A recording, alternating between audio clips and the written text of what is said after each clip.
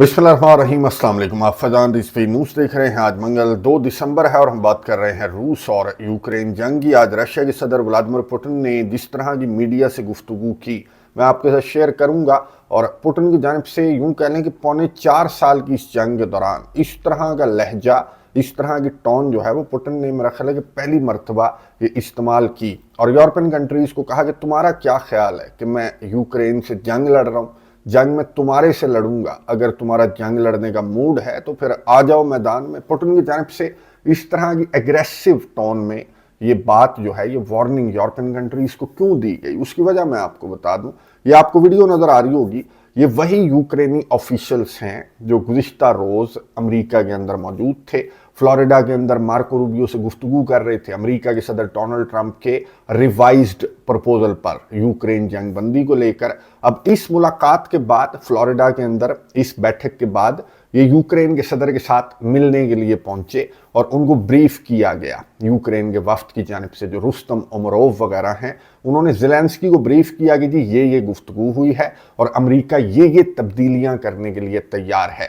अब यूक्रेन के सदर जो कि आयरलैंड के अंदर मौजूद हैं, यहाँ पर असलहे गोले बारूद की जो इंडस्ट्रीज हैं उनके भी दौरे कर रहे हैं। जो आयरलैंड के ऑफिशियल्स हैं उनसे भी मुलाकातें कर रहे हैं। यूक्रेन की फर्स्ट लेडी भी इनके साथ हैं और ये पहला दौरा है यूक्रेन के सदर का आयरलैंड का इस जंग के दौरान। खैर, यहाँ पर यूक्रेन के सदर ने गुफ्तगू करते हुए ये कहा कि अभी बहुत कुछ बाकी है। अमेरिका के रिवाइज्ड प्रपोजल के अंदर भी बहुत सारी तब्दीलियां होना बाकी हैं, जो कि मैंने यूरोपियन कंट्रीज के जो लीडर्स हैं उनके साथ मैंने डिस्कस किया। आपको मालूम है कि आयरलैंड से कबल यूक्रेन के सदर फ्रांस के अंदर मौजूद थे और फ्रांस के सदर अमीफ मार्क रूता हैं।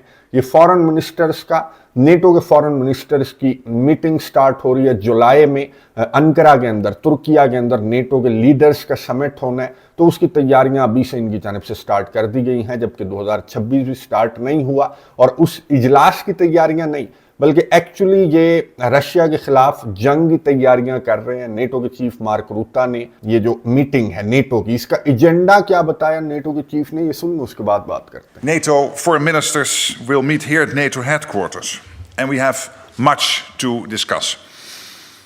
As we look ahead to the next NATO summit in Ankara in July, allies will address the evolving threats to our security.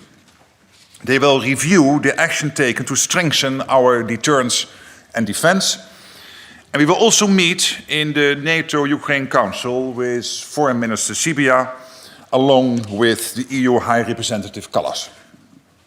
As we begin to look ahead to our next summit in Turkey, we will examine the evolving threats and challenges to our security, including from Russia, and how we are progressing on the crucial decisions leaders made in The Hague. गुफ्तगू आपने सुनी NATO के chief mark रूता की, जिन्होंने meeting का agenda ये बताया कि जी हमारी सिक्योरिटी को जो खतरा है उसको हम एग्जामिन करेंगे, उस पर हम बात करेंगे, यूक्रेन को हम तैयारियां करवाएंगे ताकि रशिया का जो खतरा है उसको हम टैकल कर सकें। यानी कि इनकी ड्रामेबाजियां देखेंगे, किस तरह की बातें इनकी जानिब से। एक तरफ एक लंबी चौड़ी जंग को बंद करने की कोशिश की जा रही है अमेरिका की जानिब से, और यहाँ पर ये फ्यूल ऐड कर रहे हैं, बजाय जंग को बंद होने देने के 28 नुकाती मंसूबे को 20 नुकाती पर ले आए ये जो यूरोपियन कंट्रीज हैं। और अब 20 नुकात के अंदर भी तब्दीलियां इनकी जानिब से डिमांड की जा रही हैं। क्या ये तब्दीलियां अमेरिका की जानिब से की जाएंगी? मैं आपको वीडियो दिखा रहा हूँ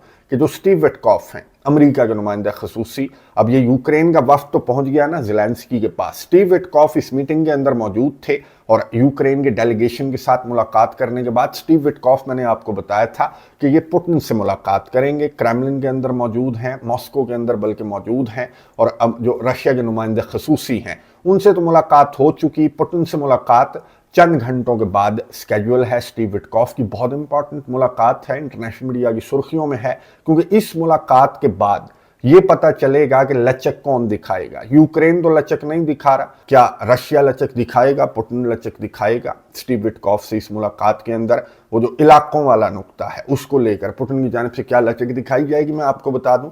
मुलाकात तो चंद घंटों के बाद है, लेकिन चंद मिनट्स कबल पुतिन की जानिब से जो गुफ्तगू की गई है मीडिया नुमाइंदों से, तो ये टोन जो पुतिन की ये टोन है, जो गुफ्तगू पुतिन की जानिब से की गई, तो ये इस 4.25 साल की जंग के दौरान मैंने आपको इंट्रो में बताया कि पहली मरतबा रशिया के सदर की जानिब से स्ट्रेट फॉरवर्ड यूरोपियन कंट्रीज को क्या पैगाम दिया गया, ये सुन उसके बाद बात करें। They have no peace agenda. They are warmongers. Even when they are trying allegedly to introduce some changes, some adjustments to the President Trump's proposal, all these changes have only one goal in mind. They are aimed at blocking and putting to a halt this peace process. They are trying to make demands that are unacceptable for Russia, and they understand this, and then later they would try to blame Russia, accuse Russia of stopping this peace process. This is their objectives. I've said that 100 times. We have no plans of fighting against Europe. But if Europe wants to fight and they start this fight, then we are ready right now. There is no doubt about this. But the only question is, if Europe starts the war, unleashes this war, because that's not Ukraine. With Ukraine, we use some surgical means. We are trying to be really careful, because you understand why. This is not a war in the direct sense of the word. And Europe, all of a sudden, wants to start a war, and if it does start a war, then very rapidly there might be a situation where we have no one to negotiate with. गुफ्तगू आपने सुनी Russia के सदर Vladimir Putin की, जिन्होंने media नुमाइंदों से गुफ्तगू करते हुए यूरोपियन लीडर्स को मुखातिब किया और ये कहा कि जी यूरोप जंग बंद होने ही नहीं देना चाहता। 28 नुकात में तब्दीली, फिर 20 नुकात में तब्दीली, इनका मूड ही नहीं है जंग बंद करने का, बल्कि जंग लड़ते रहना चाहते हैं, बल्कि रशिया के खिलाफ ये जंग लड़ना चाहते हैं। अब पुतिन ने कहा कि तुम्हें क्या लगता है कि यूक्रेन के खिलाफ मैं जंग लड़ रहा हूँ? ये जंग नहीं है और यूक्रेन के साथ रशिया जंग नहीं लड़ना चाहता, ये स्पेशल मिलिट्री ऑपरेशन है। हाँ, जंग वो होगी, पुतिन ने कहा, कि अगर तुम्हें शौक है रशिया से लड़ने का, यूरोप को अगर शौक है तो आओ शौक पूरा करके देख लो। इमीडिएटली रशिया जो है वो यूरोप के साथ जंग लड़ने के लिए पुतिन ने कहा कि तैयार है, और वो होगी जंग, वो स्पेशल मिलिट्री ऑपरेशन नहीं होगा। तो अगर तुम्हें शौक है जंग लड़ने का रशिया से, तो आओ फिर शौक पूरा करके देख लो। पुतिन की जानिब से मैं आपको बता दूं कि बातें क्यों की जा रही हैं कि मैदान जंग के अंदर अपनी शिकस्त को तस्लीम कर लो और डॉनबास रीजन रशिया को दे दो, वरना रशिया लड़कर ले लेगा। ये मैं आपको दिखा रहा हूं कि पोक्रोवस की जो जंग है, जिस पर हम तो बात कर रहे हैं तकरीबन 2 महीनों से, लेकिन मैं आपको बता दूं कि जंग जारी है, पोक्रोवस की जंग जारी थी 2 साल से। और आज रशिया की जानिब से ये बयान सामने आया, रशिया की डिफेंस मिनिस्ट्री की जानिब से बयान सामने आया, बल्कि पुतिन पहुंचे हैं यहाँ पर ऑपरेशनल हेडक्वार्टर्स के अंदर, और पुतिन ने आर्मी का यूनिफॉर्म भी जेब तन कर रखा था, और यहाँ से ये अनाउंसमेंट सामने आई कि जी पोक्रोवस को रशिया ने कंट्रोल कर लिया है फाइनली। 2 साल की जंग, क्योंकि बहुत इंपॉर्टेंट इलाका है, इसलिए यूक्रेन ने अपनी सारी जो फोर्स है वो यहाँ पर लगा रखी थी कि पोक्रोवस को आपने कंट्रोल करके रखना है, रशिया के हाथों में नहीं जाने देना, क्योंकि पोक्रोवस रशिया के हाथों में गया तो समझे कि डॉनबास रीजन, लोहेंस्क रीजन तो ऑलरेडी रशिया के अंडर कंट्रोल है, लेकिन पोक्रोवस का रशिया के अंडर कंट्रोल जाना, इसका मतलब ये है कि डोनेस्क रीजन भी रशिया के अंडर कंट्रोल आ जाएगा। तो ये पूरे का पूरा जो डॉनबास रीजन है, ये रशिया वैसे ही लड़कर, रशिया की फौजें जो हैं वो वैसे ही कंट्रोल कर रही हैं। जंग के अंदर पूरे के नेटो कंट्रीज ही हैं जो रशिया की पेशकदमी को रोकने में नाकाम है। रशिया ने पोक्रोवस को भी कंट्रोल कर लिया, बहुत वक्त लगा, क्योंकि आगे बहुत मशीनरी लगी हुई थी नेटो कंट्रीज की। पोक्रोवस के अंदर पूरी इन्होंने पूरी पावर, पूरी फोर्स, ना सिर्फ यूक्रेन ने बल्कि ये नेटो कंट्रीज ने पूरी फोर्स लगा रखी थी कि रशिया को रोका जाए, लेकिन ये रशिया को रोकने में कामयाब नहीं हुए। हाँ, यूक्रेन की जानिब से अभी भी ये कहा जा रहा है कि जी इंफॉर्मेशन वॉरफेयर का हिस्सा है।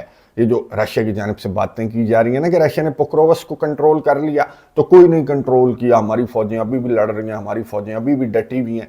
ये हर मर्तबा यूक्रेन की जानिब से इसी तरह का बयान सामने आता है। फिर 2-4 दिन के बाद आप देखेंगे कि यूक्रेन एडमिट कर लेगा कि हाँ जी पोक्रोवस हमारे हाथ से गया, और हजारों फौजी रशिया ने घेरे में ले लिया है। यूक्रेन के हजारों फौजियों को जो पोक्रोवस के अंदर अभी भी यूक्रेन के अदाकार सदर ने खड़े किए हुए थे कि यहाँ पर खड़े रहो और मजबूती से खड़े रहो, क्योंकि यहाँ पर पोक्रोवस की मजबूती का मतलब है जो नेगोशिएशंस की टेबल है उसके ऊपर मजबूत पोजीशन। अब रशिया के पास मजबूत पोजीशन है पोक्रोवस को कंट्रोल करने के बाद। स्टीव विटकॉफ को यही कहा जाएगा पुतिन की जानिब से कि हाँ, अगर डॉनबास रीजन यूक्रेन नहीं देता तो जब तक हम डॉनबास को कंट्रोल नहीं करते, बाय फोर्स कंट्रोल नहीं करते, तो तब तक नेगोशिएशंस को बंद कर देना चाहिए।